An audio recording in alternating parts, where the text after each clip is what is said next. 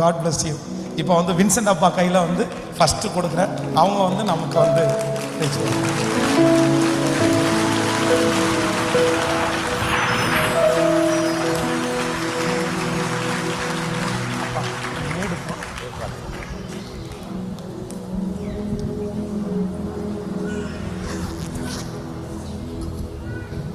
ஆமென், ஹல்லேலூயா. நான் இந்த சபைக்குள்ளே வரும்போதே நான் பார்த்தேன், எல்லாருடைய முகத்திலையுமே ஒரு சந்தோஷம். இது வெறும் பாஸ்டர் பென்ஸ் கட்டின மாதிரி தெரியல, நம்ம எல்லாருமே சேர்ந்து கட்டின ஒரு சந்தோஷம். இப்போ கூட இது வந்து ஒரு டெடிகேஷன் மாதிரி, ஒரு ஆராதனை மாதிரியோ தெரியல, ஒரு கல்யாண வீட்டுக்குள்ளே வந்த மாதிரியே இருக்குது எனக்கு. அவ்வளோ ஒரு மகிழ்ச்சி, அவ்வளோ ஒரு சந்தோஷம். மிக வறண்டதும் மிக கடினமானதும் ரொம்ப கஷ்டமான ஒரு இடத்துல தேவன் நமக்கென்று ஒரு இடத்தை கொடுத்து, ஒரு சபையை கொடுத்து, அதில் ஒரு பல திட்டங்களை கர்த்தர் வைத்து இந்த சபை எழுப்பும்படிக்கு பாஸ்டர் பென்ஸ் அவர்களுக்கு கொடுத்த நல்ல தரிசனத்திற்காக நான் கர்த்தருக்கு ஸ்தோத்திரங்களை செலுத்துகிறேன். கர்த்தர் எதையுமே நேர்த்தியாக செய்கிறவர் மாத்திரமல்ல, காரண காரியத்தோடு செய்கிறவர். நம்முடைய மனசில் ஒரு கேள்வி இருக்கும், நம்ம வாழ்கிற இந்த காலம் கடைசி காலம், நம்ம வாழ்கிற காலம் கடைசி காலம். இந்த கடைசி காலத்தினுடைய முடிவிலே இயேசு வந்து விடுவார். இந்த கடைசி காலத்தின் முடிவில் இயேசு வர்றதுக்கு முன்னால் 7 வருடங்களுக்கு முன்னால் ஒரு முறை இயேசு வந்து விடுவார். அப்பொழுது இயேசு வரும்பொழுது இந்த உலகத்துக்கு வரமாட்டார், மத்திய வானத்திலே வந்து நின்று அவருடைய சபையை எடுத்துக்கொண்டு போய் விடுவார். அப்போ இயேசு வரப்போகிற அந்த கடைசி 2வது வருகைக்கும் முன்னால் இருக்கிற 7 வருஷத்துக்கு முன்னால் இயேசு வருவார். அப்போ இப்போ நம்ம வாழ்கிற கடைசி காலத்துக்கும் கர்த்தர் வருகிற மத்திய வானத்தில் வந்து தம்முடைய சபை எடுத்துக்கொண்டு போவதற்கு ரகசிய வருகைன்னு சொல்லுவாங்க. இந்த வருகையில் எல்லாரும் போக மாட்டாங்க, தேவனுடைய சபை எடுத்துக்கொள்ளப்படும். கர்த்தருடைய திட்டத்தை நிறைவேற்றி தேவனுடைய சித்தத்தை செய்து கர்த்தருக்காக காத்திருக்கிற தேவனுடைய பிள்ளைகளை கர்த்தர் உபத்திரவ காலத்தில் விடாமல் சபையை கர்த்தர் எடுத்துக்கொண்டு போய் விடுவார். அப்போ நம்முடைய மனதில் என்ன கேள்வின்னா, இந்த ஒரு குறைந்த காலகட்டத்துக்குள்ளே நாம் வாழ்கிறது, இது கடைசி காலம், நமக்கு நம்மை சுற்றி நடக்கிற எல்லா நிகழ்வுகளும் காண்பிக்கிறது. இப்போ கூட பாருங்கள், அங்கே இஸ்ரேலில் பெரிய போர், எல்லாம் ஆண்டவர் சொன்னார், யுத்தத்தையும் யுத்தத்தின் செய்திகளையும் கேள்விப்படுவீர்கள், இதெல்லாம் வேதனைகளுக்கு ஆரம்பம். அப்போ அந்த கடைசி காலத்தினுடைய துவக்கத்தில் வந்துட்டோம். இதில் தான் அடுத்தடுத்து 2 சம்பவம் நடக்க போகுது. இதில் வந்து மத்திய நாட்களில் இன்னும் கொஞ்ச காலத்துக்குள்ளே சபை எடுத்துக்கொண்டு போய்விடும். இது வாழ்வது கடைசி காலம். அதுக்கப்புறம் 7வது வருஷத்தில் இயேசு வந்துடுவார். இதெல்லாம் நமக்கு தெரியும். நம்முடைய மனதில் என்ன கேள்வின்னா, இந்த கொஞ்ச காலம் தானே இருக்குது, எதுக்கு இவ்வளோ பெரிய சர்ச்சு, எதுக்கு இவ்வளோ பெரிய சர்ச்சு கட்டணும்? ஏன்னா முதல் நூற்றாண்டில் சபை கட்டினாங்க அப்படின்னு சொன்னால் அதுக்கு ஒரு நோக்கம் இருக்குது. அதுக்கு பிறகு 2000 வருஷம் ஆயிடுச்சு, இப்போது 2023 வருஷம் ஆயிடுச்சு. அப்போ இவ்வளோ நாட்கள் சபைகள் கட்டுறோம், ஜனங்கள் வர்றாங்க, ரட்சிப்பு இருக்குது, திட்டம் இருக்குது. இது கடைசி காலம் தானே, இப்போ சபை கட்டி இன்னும் எவ்வளோ வருஷத்துக்கு இருக்க போகுது, எதுக்கு இவ்வளோ பிரம்மாண்டமான சபை அப்படின்னு ஒரு கேள்வி வரும். அது எல்லாருடைய மனதிலும் வரும். 4 மாடியில் அவர்கள் தேவனுடைய வீடு, தேவனுடைய கூடாரம் போன்றவைகளை பிரம்மாண்டமாக கட்டி அவைகளை எழுப்பி கொண்டிருக்கும் போது இதே சந்தேகத்தை நிறையா பேர் எழுப்புனாங்க. ஒரு காலத்தில் சந்தேகத்தை எழுப்புனா பக்கத்தில் பேசிக்கிடுவாங்க. இப்போல்லாம் உடனே மீம்ஸ் போட்டுருவானுங்க, போட்டு இது எதுக்கு கர்த்தர் இந்த மாதிரி கட்டணும் அப்படின்னு. நான் ஒரு காரியத்தை உங்களுக்கு சொல்லுகிறேன், மனதில் நல்லா வச்சுக்கோங்க. கடைசி காலம் கடைசி காலம் சொல்கிறோமே, யாருக்கு கடைசி காலம்னு ஒரு கேள்வி நமக்கு வந்ததா? இந்த கடைசி காலம் என்பது உங்களுக்கும் எனக்கும் கடைசி காலம் அல்ல, சாத்தானுக்கு தான் கடைசி காலம். நம்ம ஏன் அதை அதிகமாக பயன்படுத்துகிறோன்னா, சாத்தான் பயன்படுத்த மாட்டான், அவனுக்கு பயம். கடைசி காலம் என்பது சாத்தானுக்கு கடைசி காலம்.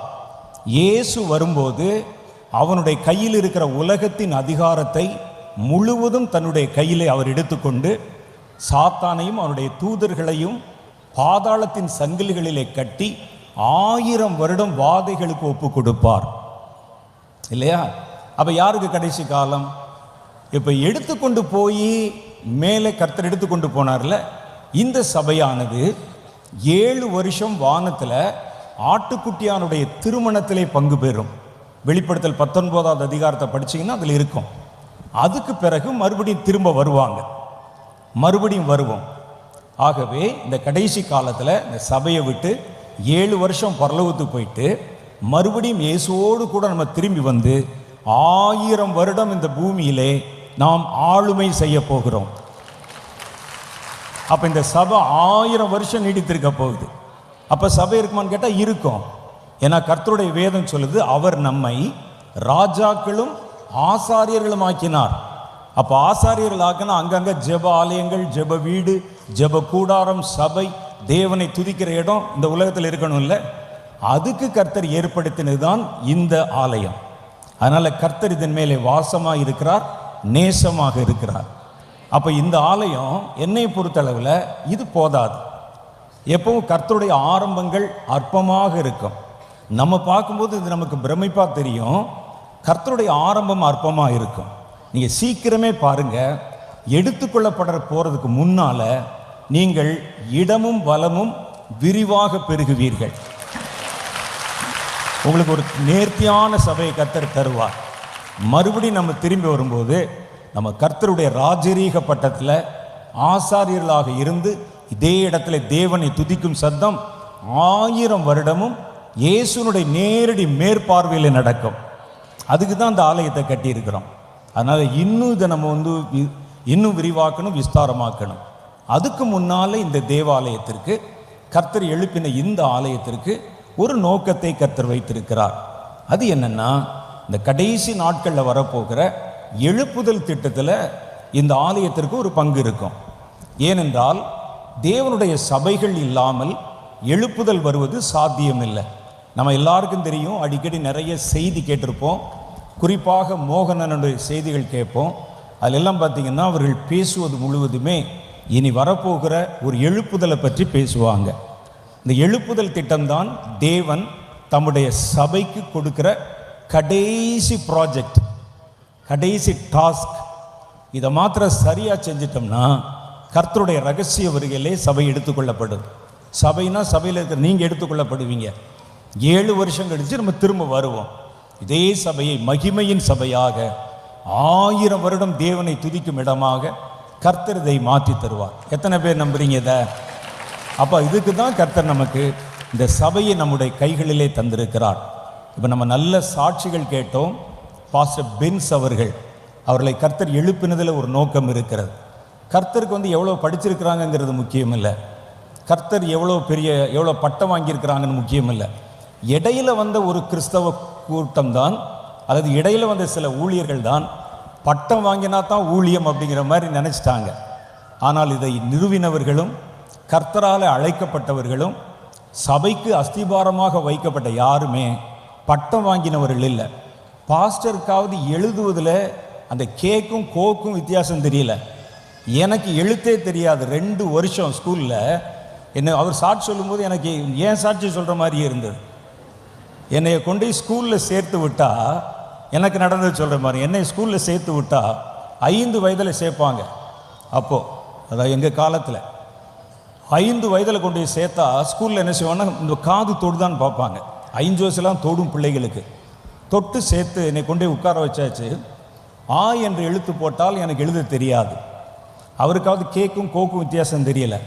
நான் வேறு மாதிரி முறையில் எழுதுவேன். ரொம்ப நாள் ஆ போட சொன்னால் இப்படி போட சொன்னால் இப்படி எழுதுவேன். எனக்கு இப்போவுமே வேகமாக எழுத தெரியும். கண்ணாடியில் வச்சா தான் பார்க்க முடியும்.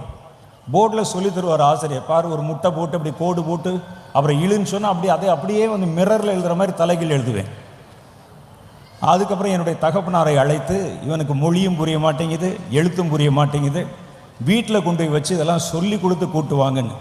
நீங்கள் நம்ப மாட்டீங்க, என்னோடு படித்தவர்களில் நான் 2 வயது அதிகம். 7 வயதில் தான் ஃபஸ்ட் ஸ்டாண்டர்ட் படித்தேன் நான். எங்களை கர்த்தர் ஊழியத்துக்கு அழைத்திருக்கிறார். கர்த்தர் எப்போவுமே என்ன செய்வார்னா, பலமானவர்களை வெட்கப்படுத்தும்படி பலவீனர்களைத்தான் தேர்ந்தெடுப்பார். அதுக்காக நீங்கள் படிக்காமல் இருந்துடக்கூடாது. கர்த்தர் படித்தவர்களையும் தேர்ந்தெடுப்பார். ஆனால் அது ஒரு குவாலிஃபிகேஷன் கிடையாது. கர்த்தர் தம்முடைய வார்த்தைக்கு நடுங்குகிறவர்களை உற்று பார்ப்பார். தன்னுடைய வார்த்தைக்கு கீழ்ப்படுகிறவர்களை கர்த்தர் தன்னுடைய ஊழியத்துக்காக தேர்வு செய்வார். யார் கர்த்தருக்கு கீழ்ப்படிவாங்களோ அவர்கள் கையிலே கொடுப்பார். பாஸ்டர் பென்ஸை கர்த்தர் இந்த மிக கடினமான ஒரு பகுதியிலே கர்த்தர் தேர்வு செய்து ஒரு சபை எழுப்புவதற்கும் நடத்துவதற்கும் அவர் கொடுத்தது மாத்திரமல்ல, உங்கள் எல்லாருக்கும் ஒரு பங்கை இந்த ஊழியத்திலே கொடுத்திருக்கிறார். அதுக்காக நான் கர்த்தருக்கு நன்றி செலுத்துகிறேன். உங்கள் நடுவில் நான் வருவேன் என்று நினைச்சே பார்க்கல, திடீர்னு சொல்லி என்னை அழைத்தார்கள். நம்ம எல்லாம் சேர்ந்து தேவனுடைய நாமத்தை மகிமைப்படுத்துகிறோம். இவ்வளவு பேரும் ஒரே மாதிரி உற்சாகத்தோடு நம்மளே கட்டின ஒரு சபையில் நம்மளே செஞ்ச மாதிரி எல்லாருடைய மனதிலும் பாஸ்டர் பென்ஸுக்கு முகத்தில் எவ்வளோ சந்தோஷம் இருக்கோ அதை காட்டிலும் பல மடங்கு சந்தோஷம் உங்கள் முகத்தில் நான் பார்க்குறேன். இது உண்மைதான்.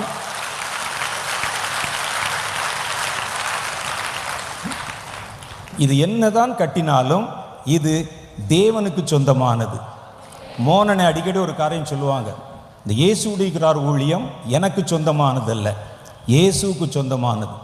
அதே மாதிரி தான் இந்த சபை, கம்ஃபர்ட் சபையும் இயேசுக்கு சொந்தமானது. இயேசு நமக்கு சொந்தமானவர், அவருக்கு சொந்தமான எல்லாம் நமக்கும் சொந்தமானது. அல்லேலூயா. அப்படி பார்க்க போனால் இந்த சர்ச்சு உங்களுக்கும் சொந்தம், எனக்கும் சொந்தம். அல்லேலூயா. எல்லாம் கர்த்தருக்கு ஒரு தடவை நன்றி செலுத்தி கைதுகளை தட்டி தேவன் நமக்கு தந்த இந்த சபைக்காக கர்த்தர் நம்ம துதிக்கணும். இப்போ ஒரே ஒரு வேத வசனம் வாசித்து ஒரு 10 நிமிஷம் உங்களிடத்துல சில தேவனுடைய அந்த வார்த்தையை நான் பகிர்ந்து கொண்டு அடுத்த அண்ணன் நிறைய பேசுவாங்க, பல ஆலோசனைகளை நமக்கு தருவார்கள். சங்கீத புஸ்தகம் 132வது அதிகாரம் 13, 14 ஆகிய வசனங்கள் சொல்லுகிறது. எல்லாரும் எடுக்கணும் பைபிள். சங்கீதம் 132, 13, 14. கர்த்தர் சீயோனை தெரிந்து கொண்டு இது தமக்கு வாசஸ்தலமாகும்படிக்கு விரும்பினார். அப்போ இது இடம் வாங்கணும்னு பாஸ்டர் விரும்பின மாதிரி தெரியலை, இதை கட்டணும்னு சொல்லி நீங்கள் விரும்பின மாதிரியும் தெரியலை. இதற்கு முன்பாகவே ஒருவர் விரும்பி விட்டார். கர்த்தர் இந்த இடத்தை தமக்கு வாசஸ்தலமாகும்படி கர்த்தர் விரும்பினார். அதனால தான் உங்களுக்கு இதை கட்ட முடிஞ்சது. ஒரு 5 ரூபாயை ஒரு இடத்துல உள்ளே வந்து புதைச்சிட்டு அது வந்து பரியல் பண்ணிட்டு இவ்வளோ பெரிய காரியத்தை அறுவடை செய்ய முடியுமா?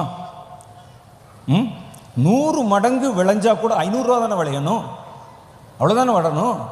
இது என்ன 5 ரூபாயை வச்சுட்டு இவ்வளோ பெரிய கட்டடத்தை அறுவடை செய்திருக்கிறீர்கள். ஆனால் இது நீங்கள் விரும்பினதல்ல, கர்த்தர் விரும்பினது. அதுதான் கர்த்தருடைய வேதம் சொல்லுது. கர்த்தர் சீயோனை தெரிந்து கொண்டு அது தமக்கு வாசஸ்தலமாகும்படி விரும்பினார்.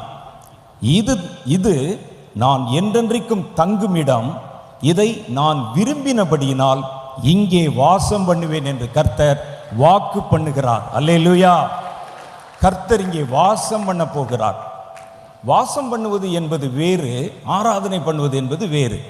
வாசம் பண்ணுறதுன்னா ஒரு வீட்டில் குடியிருக்கிற மாதிரி கர்த்தர் முழுவதும் இங்கே தான் தங்கியிருக்க போகிறார். நீங்கள் வந்தாலும் வராவிட்டாலும், ஒருவேளை வந்து நீங்கள் 1 மணி நேரம் ஆராதனை பண்ணிட்டு வீட்டுக்கு போனாலும் கர்த்தர் இங்குதான் தங்க போகிறார். இது கர்த்தருடைய வாசஸ்தலமும் கர்த்தருடைய வீடுமாக இருக்க போகிறது. அதைத்தான் கர்த்தர் இன்றைக்கு உங்களுக்கு சொல்லும்படி சொன்னார். இதை நான் விரும்பினேன், இதில் நான் தங்கி இருக்க விரும்பினேன். ஒருவேளை பாருங்கள், கோயம்புத்தூரில் எவ்வளோ பெரிய பெரிய இடங்கள் இருக்கிறது. நீங்களே சொன்னீங்க இது ரொம்ப கடினமான இடம்னு. எனக்கு தெரியாத கோயம்புத்தூரை பற்றி. ஆனால் இந்த இடத்தை கர்த்தர் விரும்பினார். கர்த்தர் இப்படி தான் ஒரு வித்தியாசமான, அவருக்கு பெரிய மாட மாளிகைகள் பிடிக்காது. ஒரு சின்ன மாட்டு தொட்டிலை தேடினார். அது மாதிரி கர்த்தர் பாருங்கள் இந்த இடத்த விரும்பி வந்திருக்கிறாராம். நம்ம வச்சுட்டு ஆண்டவரை நீங்கள் வாங்கன்னு சொல்லி அழைக்கலை.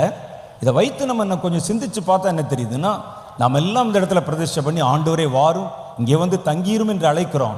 அப்படி இல்லை. நல்லா நம்ம யோசிச்சு பார்த்தா என்ன தெரியுதுன்னா, அவர் விரும்பி அவர் கட்டி உங்களை இங்கே அழைத்து வந்திருக்கிறார். அல்லேலூயா. நீங்கள் போன பிறகும் அவர் இங்கே இருப்பார்.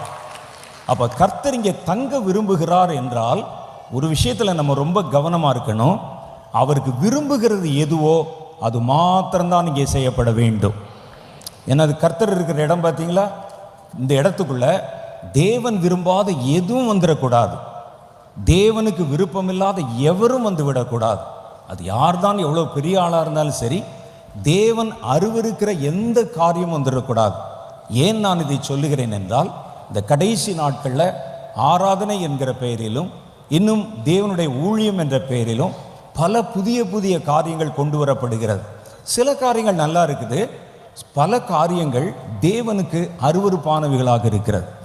தேவனை தொடர்ந்து தங்க வைக்கணும், தக்க வைக்கணும் நீங்கள் நினச்சிங்கன்னா, இது தேவன் எதையெல்லாம் விரும்புகிறார் என்று முதல் கடமை நம்ம எல்லாம் ஜெபித்து வேதத்தை நல்லா படித்து, இது கர்த்தருக்கு விருப்பமானதா, கர்த்தர் இந்த முறையை விரும்புகிறாரா, தேவனுடைய பார்வையில் இது எப்படி இருக்கும் அப்படிங்கிறத யோசித்து நம்ம செயல்படும்படிக்கு நான் அன்பாக கேட்டுக்கொள்ளுகிறேன்.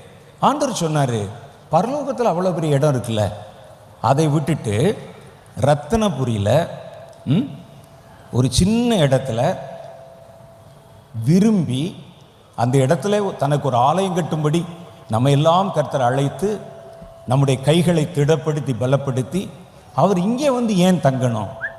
ஏன் அங்கே பரலோகத்தில் ஏதாவது பிரச்சனையா பிதாவுக்கும் அவருக்கும்? ஏன் அவருக்கு இந்த இடத்துல ஒரு இடத்தை அவர் ஆயத்தமாக ஏன் தங்க விரும்புகிறார்? ஏன் தங்க விரும்புகிறார்னா அதுக்கு ஒரு காரணம் இருக்கும். அந்த என்ன காரணம் என்று வேதம் சொல்லுது பாருங்க. ஏசாயாவின் புஸ்தகம் 57வது அதிகாரம் அதில் 15வது வசனம். அதில் நான் சொன்ன இதே காரியத்தை சொல்றாரு பாருங்க.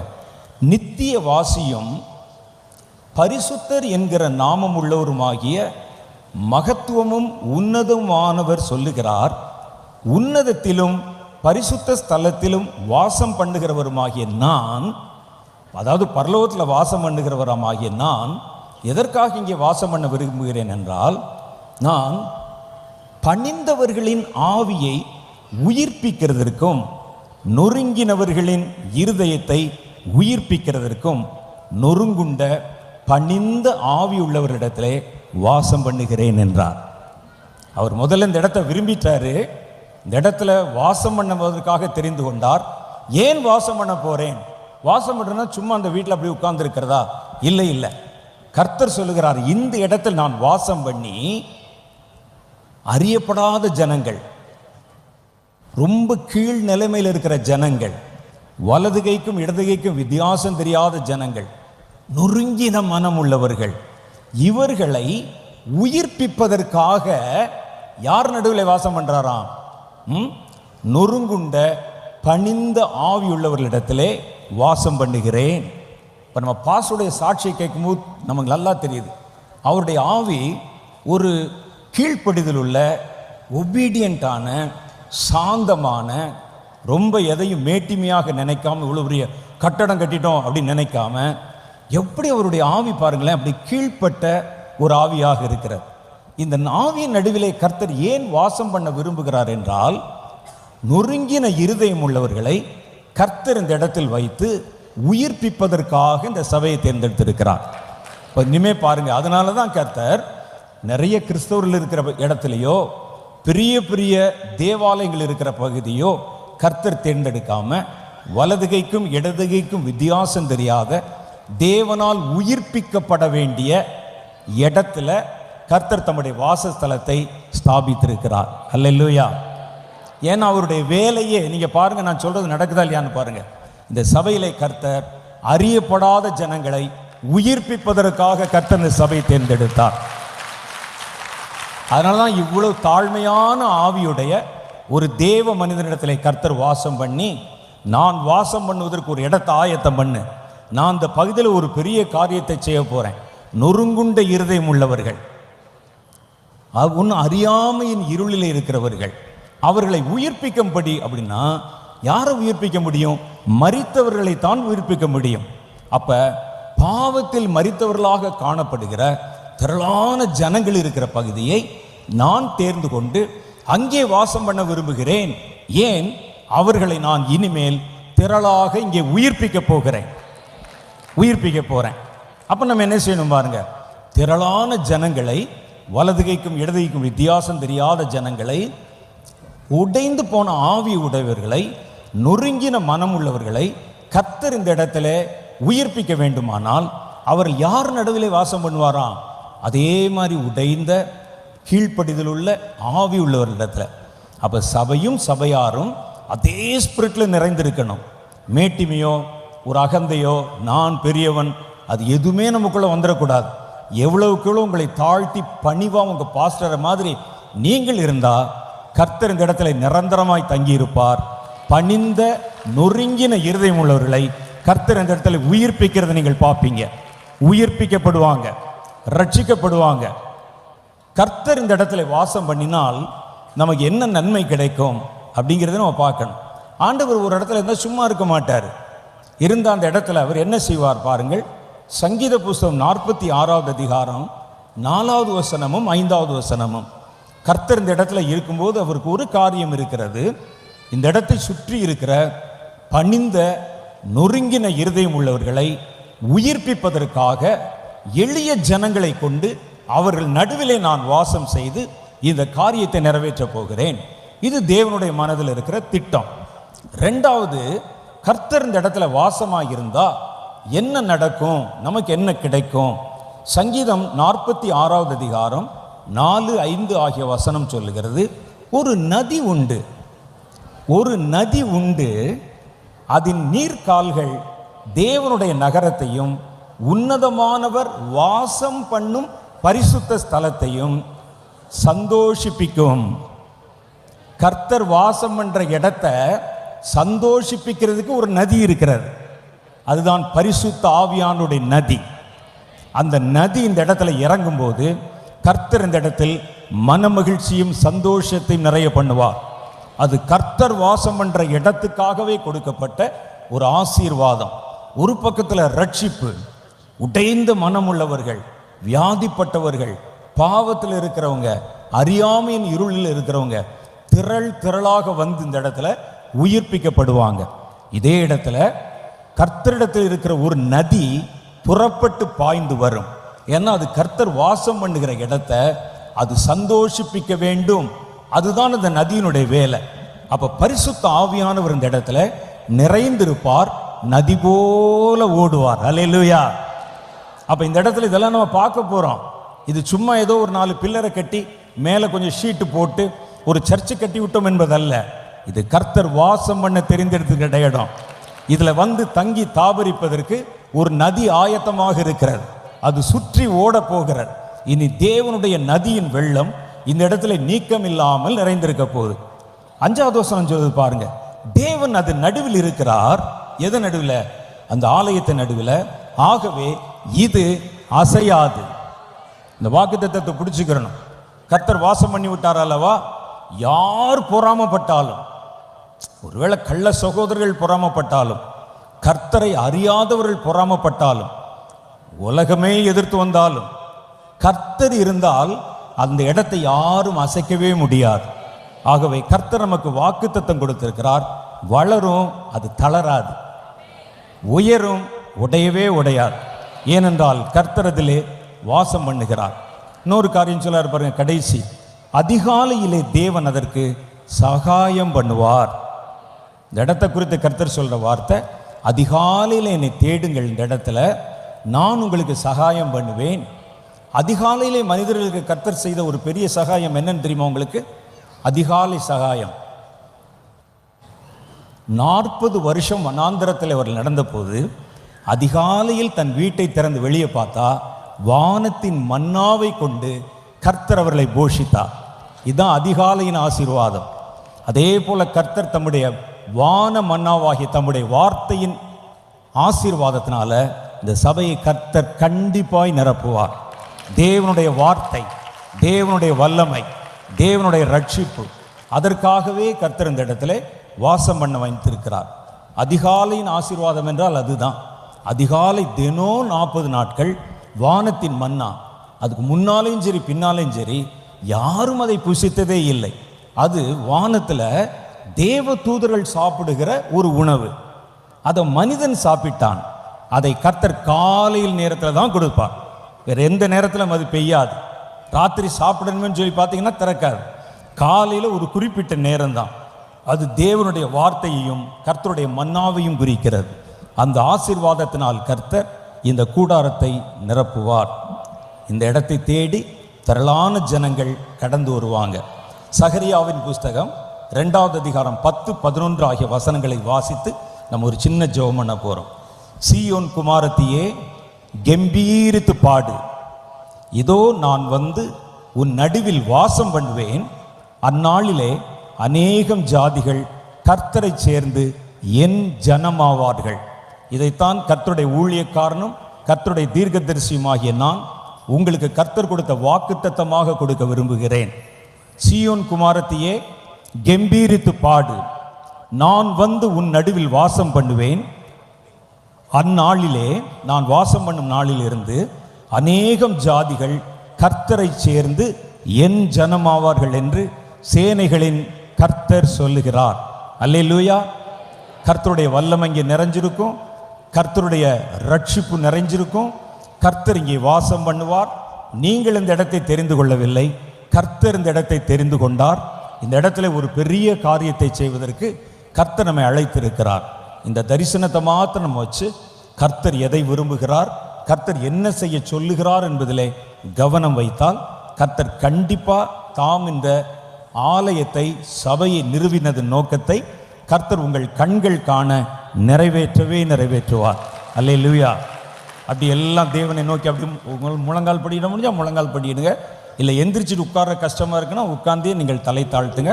நம்ம எல்லாம் சேர்ந்து ஒரு சின்ன ஜெபம் பண்ண போகிறோம். இல்லை நாங்கள் நிற்கிறோம்னு சொன்னால் நில்லுங்க, தேவனை நோக்கி பாருங்கள். ஒரே ஒரு நிமிஷம். தி மைனர்.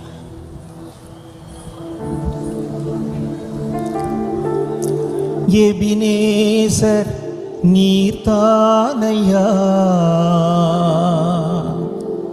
இதுவரை உதவி நீரே. எபினேசர் நீர்தானையா, இதுவரை உதவி நீரே. எல்ரோகி எல்ரோகி என்னையும் கண்டீரே, எப்படி நான் நன்றி சொல்வேன். எல்ரோகி எல்ரோகி என்னையும் கண்டீரே, எப்படி நான் நன்றி சொல்வேன். நன்றி நன்றி ஐயா, கோடி கோடி நன்றி ஐயா. எல்லாரும் சேர்ந்து நன்றி நன்றி ஐயா, கோடி கோடி நன்றி ஐயா. என்னை மறவாமல் நினைத்தீரையா, மனதார நன்றி சொல்வேன். என்னை மறவாமல் நினைத்தீரையா, மனதார நன்றி சொல்வேன். இரவும் பகலும் என்னை நினைத்து இதுவரை நடத்தினீரே. இரவும் பகலும் என்னை நினைத்து இதுவரை நடத்தினீரே. நன்றி நன்றி ஐயா, கோடி கோடி நன்றி ஐயா. நன்றி நன்றி ஐயா, கோடி கோடி நன்றி ஐயா. ஜீவனுள்ளோரின் தேவனே, உலகத்தின் முடிவு பரியந்தம் இதோ சதா சர்வ நாட்களிலும் நான் உன்னோடு கூட இருப்பேன் என்று வாக்கு பண்ணினவரே, தேவனாகிய கர்த்தருடைய கண்கள் இந்த பூமியிலே உலாவி வறண்டதும் விடாய்த்ததுமான இந்த நிலத்தை தேர்வு செய்து நான் இங்கே வாசம் செய்ய விரும்பினேன் என்ற வார்த்தையை தந்ததற்காக கோடான கோடி ஸ்தோத்திரம் ஆண்டவரே. எங்களுடைய மனதிலே உண்டானதல்ல, தேவனுடைய திருவுள சித்தத்தினாலே விளைந்தது. கர்த்தர் கட்டளையிட்டு நாங்கள் கட்டி முடித்தோம். கர்த்தர் எங்களுக்கு உதவி செய்தீர். நாங்கள் ஆண்டவரே காரியத்தை நிறைவேற்றினோம். நீர் எங்கள் ஆண்டவரை ஊழியக்காரரை அழைத்ததற்காக, பென்ஸை இந்த பகுதியிலே கர்த்தர் தெரிந்தெடுத்ததற்காக, அவர் கைகளை பலப்படுத்தினதற்காக, தாம் செய்ய போகிற ஒரு பெரிய காரியத்திற்கு ஒரு வித்தாக நீர் அவரை பயன்படுத்துவதற்காக கோடான கோடி துதிகளையும் ஸ்தோத்திரங்களையும் செலுத்துகிறோம். கர்த்தாவே, நீர் எங்கள் நடுவிலே உலாவுகிறீர். இந்த இடத்துக்குள்ளே நீர் இறங்கி விட்டீர். தேவனுடைய பிரசன்னம் எங்கள் நடுவிலே உலாவுகிறது. கர்த்தர் இந்த இடத்தை நேசிக்கிறேன். இந்த இடத்திலிருந்து திரளான ஜனங்களை வலப்புறமிடும் இடப்புறம் இருந்தும் கிழக்கிலிருந்தும் தெற்கிலிருந்தும் வடக்கிலிருந்தும் மேற்கிலிருந்தும் திரளாக அழைத்து வரப்போகிறேன். ஆண்டவரை நொறுங்குண்டவர்களை உயிர்ப்பிக்கப் போகிறேன். பணிந்த இருதயம் உள்ளவர்களை கர்த்தர் அழைத்து கொண்டு வரப்போகிறேன். சீயோன் குமாரத்தியே கம்பீரித்து பாடு, சீயோன் குமாரத்தியே கம்பீரித்து பாடு. கர்த்தர் வெற்றி சிறந்திருக்கிறார். ஜாதிகள் உன்னிடத்தில் திரளாக வருவார்கள் என்ற வாக்குத்தத்தத்தை கொடுத்திருக்கிறேன். அதை எங்கள் கண்கள் காணப்போகிற நாள் சீக்கிரமே வருகிறது என்று சேனைகளின் கர்த்தாவே, உம்முடைய இரக்கங்களை முன்னிட்டு நாங்கள் மன்றாடுகிறோம். வல்லமையினால் உம்முடைய பிள்ளைகளை நிரப்பும். உம்முடைய அபிஷேக குப்பி, உம்முடைய அபிஷேக தைலம் இந்த இடத்தில் அசைவாடட்டும். ஆனந்த சத்தம் இந்த இடத்துல உண்டாகட்டும். ஒரு நதி உண்டு என்று சொன்னீரே, அந்த நதி கர்த்தர் வாசம் பண்ணுகிற இடத்தை சந்தோஷிப்பிக்கும் என்றீரே, அந்த சந்தோஷம் இங்கே நிறைந்திருக்கணும். இந்த இடம் அசையக்கூடாது. அஸ்திவாரங்கள் உறுதிப்படுத்தப்பட வேண்டும். இயேசுவின் நாமத்தினால், இயேசுவின் நாமத்தினால், இயேசுவின் நாமத்தினால். ஓ லார்ட், வல்லமை வல்லமை. கர்த்தருடைய கரத்திலே நாங்கள் மிகுதியாக இந்த சமயத்தை ஒப்பு கொடுக்கிறோம். கர்த்தராகிய தேவன் இதோ நம் நடுவிலே வாசம் பண்ணுகிறவராக இருக்கிறார். நம்முடைய எல்லைகளை நேசிக்கிறார். நம் நடுவிலே தம்முடைய வார்த்தை விதைப்பேன் என்று வாக்கு பண்ணி இருக்கிறார். இப்பொழுதும் கர்த்தர் சொல்லுகிறதை கேள். பயப்படாதே சிறு மந்தையே, நான் உன்னை நேசித்து உன் அஸ்திவாரங்களை உறுதிப்படுத்தி உன் நடுவிலே என்றென்றைக்கும் வாசம் பண்ணுவதற்கு இந்த இடத்தை நான் தேர்வு செய்திருக்கிறேன். நான் உன்னை குறித்த புதிய நோக்கங்களையும் புதிய திட்டங்களையும் வைத்திருக்கிறேன். நீ சாதாரணமாக மற்றவர்கள் செய்வதைப் போல ஒரு ஆராதனை நடத்துவதற்கும் ஒரு சபையை நடத்துவதற்கும் தேர்வு செய்யலை. உன்னை குறித்து என்னுடைய நினைவு வேறாக இருக்கிறது. வேறொரு ஓட்டத்தை, வேறொரு பாதையை, வேறொரு அறுவடையை, வேறொரு காரியத்தை நான் உனக்கென்று வைத்திருக்கிறேன். என் தாசனை கேள். நீ எனக்கு செவி கொடுத்து என் காரியங்களை நிறைவேற்றும்படி காத்திருக்கும் போது ஒன்றொன்றாய் நான் அதை உனக்கு வெளிப்படுத்துவேன். நான் செய்ய போகிற தேசத்தில் செய்ய போகிற மகிமையான காரியத்தில் உனக்கும் உன் கர்ப்பம் திறந்து பிறக்கிற உன்னுடைய வாலிபர்களுக்கும் வாலிப பிள்ளைகளுக்கும் ஒரு பங்கை நான் நியமிப்பேன். உன்னுடைய ஓட்டத்தினாலே என் நாமம் மகிமைப்படுத்தப்படும்படி எழுப்புதலை ஒரு பெரிய திட்டத்தையும் நீ செய்வதற்கான ஒரு காரியத்தையும் தருவேன். நான் செய்ய போகிற காரியம் வித்தியாசமாகவும் மேன்மையாகவும் இருக்கும். மனிதர்கள் நயங்காட்டினாலும் சம்மதியாதே. உலகத்தின் ஓட்டத்தோடு ஓடாத. எதை செய்தால் எது நடக்கும் என்று யோசிக்காதே. நான் சொல்லுவதை செய். உன் வலை கிழியத்தக்கதாக, உன் வலை கிழியத்தக்கதாக நான் அதை நிரப்புவேன். நீ நினைத்ததுமல்ல, எதிர்பார்த்ததுமல்ல, வேறொரு காரியத்தை நான் உனக்காக வைத்திருக்கிறேன். அதை நானே சொன்னேன், நான் நிறைவேற்றுவேன். என் பாதத்திலே காத்திரு. நான் சொல்லுவதை மாத்திரம் செய், மிகுந்த பலனை பார்ப்பாய் என்று சேனைகளின் கர்த்தர் உங்களுக்கு சொல்லுகிறார். எல்லாம் கைகளை தட்டி கர்த்தரை துதிங்க. எல்லாம் கைகளை தட்டி கர்த்தரை துதிங்க. Thank you, thank you, thank you, thank you, thank you, thank you. ஆண்டவரே, எங்கள் அன்பான பாஸ்டர் பென்ஸ் அவர்களை நினைக்கிறோம். அவருடைய துணைவியாரை, அவருடைய குடும்பத்தை நினைக்கிறோம். ஆண்டவரே, எங்கள் பாஸ்டர் ஆண்டவர் வெஸ்லி அவர்களை நினைக்கிறோம். தேவனாகி நீர் கொடுத்திருக்கிற இந்த பலத்தை ஆண்டவர் ஆரம்பத்திற்காக ஸ்தோத்திரம்.